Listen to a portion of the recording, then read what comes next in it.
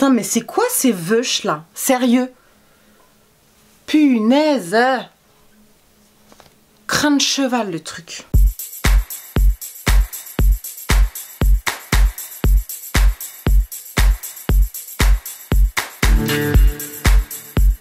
Coucou YouTube, j'espère que tout le monde va bien. Aujourd'hui je reviens dans une vidéo produit make-up terminé. Ça fait un petit moment que je vous en avais pas fait et il faut savoir que je vide littéralement ma baraque. En ce moment j'ai besoin de vider mon appartement, de me débarrasser de tous les produits que je peux avoir et de revenir à utiliser un seul produit à la fois.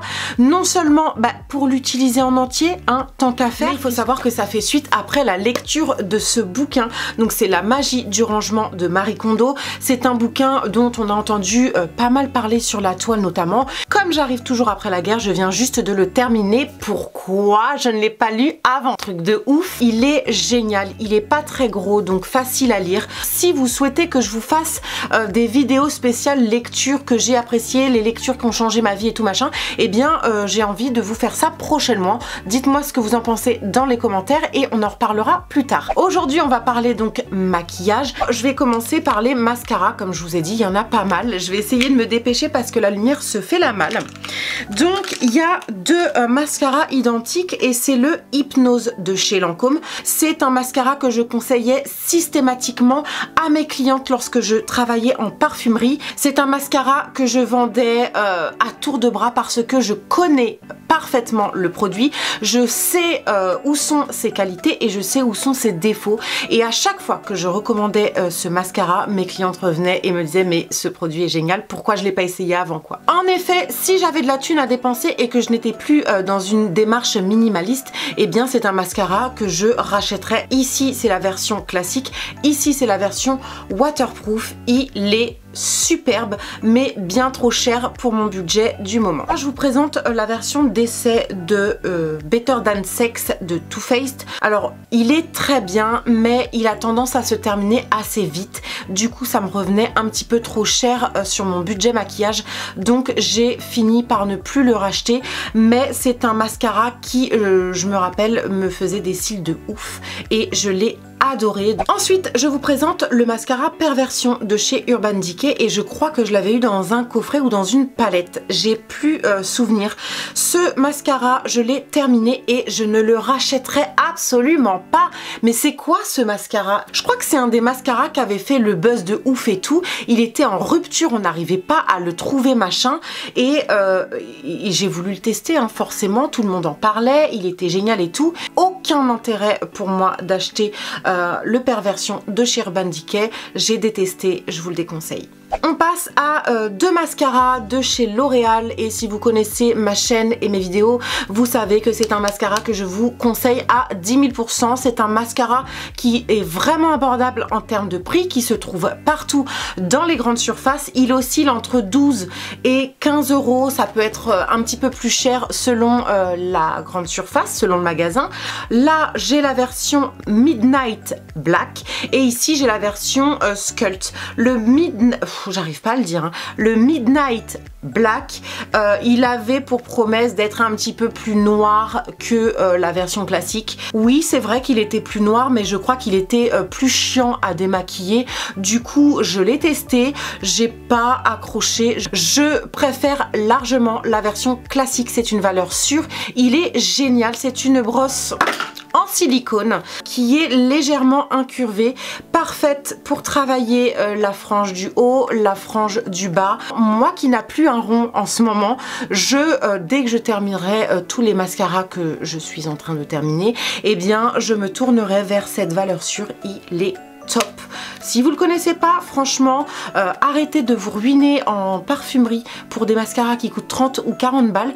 Allez voir celui-ci, il en coûte 10 ou 15 et il est top. Poubelle. Ensuite on passe à un produit de chez MAC. Alors j'ai fini 2 bouteilles, donc c'est un produit que je rachète, vous l'aurez compris. C'est le Fix Plus brume fixante rafraîchissante de chez MAC en Prep and Prime. C'est un produit que je rachète assez régulièrement. Je crois que ça coûte 15 ou 16 euros puisque MAC s'amuse à augmenter tous les ans d'1 euro leurs produits. On adore. J'ai pas encore trouvé d'équivalent moins cher, donc je pourrais être amenée à le racheter, mais je trouve que malgré tout c'est un produit qu'on termine un petit peu trop vite à mon goût. En tout cas, j'adore ce produit pour venir rehausser les highlighters que je peux mettre sur mon visage ou pour venir dépoudrer les matières poudre que je peux appliquer sur mon visage. Pour l'instant, je ne le rachèterai pas parce que j'ai pas les thunes. Merde, faut pas les jeter, ça y est, un back to MAC. Ensuite, on passe à deux produits teint, donc c'est deux fonds de teint. Le premier, c'est le Fix Fluide de chez MAC en teinte NC30. C'est la teinte exacte de ma carnation de peau. Je l'ai déjà racheté, il est juste là sous mes yeux, sur ma commode. Et je vous présente également le Double Wear de chez Estée Lauder en teinte 2W2 Rattan. À l'époque où je l'ai découvert, c'était ma teinte exacte. Et puis, je l'ai racheté très récemment et je trouve qu'il est un petit peu trop clair pour ma carnation. Les deux produits, de toute façon, je crois que c'est la même maison, la même boîte, donc a priori ce sont quasiment des produits similaires. Il y en a un qui va avoir quand même meilleure tenue et qui sera un peu plus cher, et l'autre qui aura une tenue un petit peu moins importante et qui est aux alentours des 30 euros, je crois. Ce sont mes deux fonds de teint chouchou pour l'hiver que je rachète une fois par an. Et c'est largement suffisant puisque le temps que je les termine, finalement, on arrive en été et dans ces cas-là, je passe à ma routine d'été. On ne jette pas les packaging de chez MAC puisque si vous ramenez 6 emballages vides, vous repartez avec un rouge à lèvres gratos. Ensuite, on passe à des liners. Donc j'en ai un de chez Kiko, le Définition Eyeliner, et j'en ai un de chez AliExpress. Je sais plus, celui-ci il avait fait pas mal de bruit à l'époque. C'est un liner feutre waterproof de la marque Yankina. Et voilà, j'avais la curiosité de tester un liner feutre à moins de 1 euro. Je l'ai reçu sous un mois, je crois, et j'ai détesté. Je l'ai terminé, mais franchement, je vous le déconseille, je ne le rachèterai pas. Les produits sont certes pas cher du tout, mais s'il n'y a pas l'efficacité derrière, je vois pas l'intérêt. Le Définition Eyeliner de chez Kiko, c'est un embout pinceau très fin. Je l'avais acheté d'ailleurs pour ça parce que j'adore l'application au pinceau fin. Par contre, en termes de qualité, franchement, non, il m'a pas marqué. Je ne le rachèterai pas. Encore une fois, celui de chez NYX est bien meilleur en termes de tenue, d'application et de précision, donc non, j'ai pas spécialement aimé. Il est pas cher, mais j'ai trouvé mieux, donc next. On va passer à des anti-cernes. J'en ai 4 à vous présenter. 2 de chez L'Oréal. J'avais pris la teinte Golden Honey et la teinte Natural Beige. C'est exactement la même application que la touche magique de chez Yves Saint Laurent et j'ai eu la curiosité de vouloir comparer les deux puisque ça c'est environ 15 euros à peu près. Ce produit, ce qui est saoulant, je trouve, c'est que sur le coup, il est bien, il est top et il a l'air de faire l'affaire, mais en fin de journée, il a totalement disparu et là on se dit mais merde, c'est dommage, il avait l'air génial quoi. Bof, je vous le conseille pas plus que ça. On passe à un produit de chez Make Up For Ever, c'est le Full Cover crème de camouflage extrême en teinte 10. C'est un produit assez connu qui vient totalement camoufler les grosses imperfections, les cicatrices, les taches. C'est un excellent produit. Autant il vient bien planquer vos imperfections, autant il faut savoir bien l'appliquer parce qu'il a tendance à sécher rapidement et si vous le travaillez mal, il a tendance à se voir et à faire comme des espèces de plaques dégueulasses. Faut vraiment prendre le temps de travailler ce produit, mais ça reste un excellent produit que je rachèterai certainement. Même si le prix est élevé, j'ai pas trouvé mieux ailleurs en fait pour l'instant. Je vous présente un anti-cerne de chez Estée Lauder, c'est le Double Wear en teinte 3C Medium. Je l'avais reçu de chez Octoly, je crois. Je suis pas sûre. Je ne connaissais absolument pas ce produit, personne n'en parlait, etc. Je l'ai testé et il est tellement bien. C'est peut-être l'un des meilleurs anti-cernes que j'ai pu testé. Le problème c'est son prix, il est vraiment pas donné. Je ne m'en rappelle pas puisque je l'ai pas acheté et je vous conseille d'attendre les moins 25 chez Sephora pour vous le procurer. Tout simplement, il est génial. Si vous avez le budget, foncez les yeux fermés. Ensuite, on passe à un produit de chez Kiko, c'est un eyeliner waterproof crème. C'est une ancienne collection, je l'ai pris en teinte Purple 04 et non. Je l'ai pas utilisé beaucoup, mais le seul truc c'est qu'il a séché en fait. Et un produit avec une certaine quantité qui certes ne coûte pas cher, mais que vous n'arrivez pas à terminer parce que entre temps il a séché, je dis non, je vois pas l'intérêt. Pour moi, c'est pas de bonne qualité.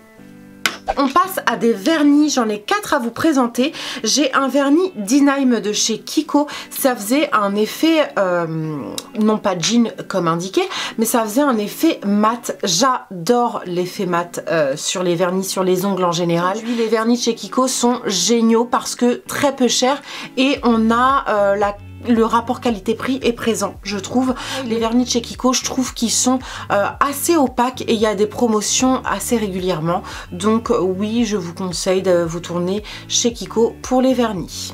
Ensuite, j'ai un vernis de chez Peggy Sage en teinte Faustine et j'avais pris un petit contenant comme ça. Je pense que je vais me tourner de plus en plus vers les petits contenants parce que, encore une fois, les vernis, j'en ai beaucoup et le temps que je les porte tous, bah il y en a certains qui ont tendance à sécher et c'est bien dommage. Je vois pas l'intérêt de faire du gâchis de cette manière. Oui, je sais, c'est quelque chose auquel je n'ai absolument pas pensé à l'époque où je faisais la collection de vernis, mais il y a que les cons qui changent pas d'avis, vous voyez. La teinte Faustine est vraiment ravissante et je pense la racheter un de ces 4. Enfin, je termine avec 2 produits, un de chez Sinful Colors et un de chez Essie. J'ai pas la ref, c'est ballot. J'adore les vernis de chez Essie parce que les couleurs, je trouve, diffèrent un petit peu de ce qu'on a l'habitude de trouver. Ce sont des vernis de très bonne qualité avec de très jolies couleurs, mais le prix est bien trop cher, je trouve. Et ici, c'est un produit de chez Sinful Colors, c'est le Easy Going numéro 300. C'est pas un blanc, c'est pas un crème, c'est pas un rose, c'est pas un beige. Bref, c'est un peu tout ça mélangé et c'est une couleur, pareil, que j'arrivais pas à trouver ailleurs. Je l'adore, je me rappelle pas du prix, ça doit être aux alentours des 10 €. Encore une fois, ça reste un petit peu cher, je trouve, pour un vernis. Aujourd'hui, puisque à l'époque j'en achetais à tour de bras hein, à ce prix là, donc voilà.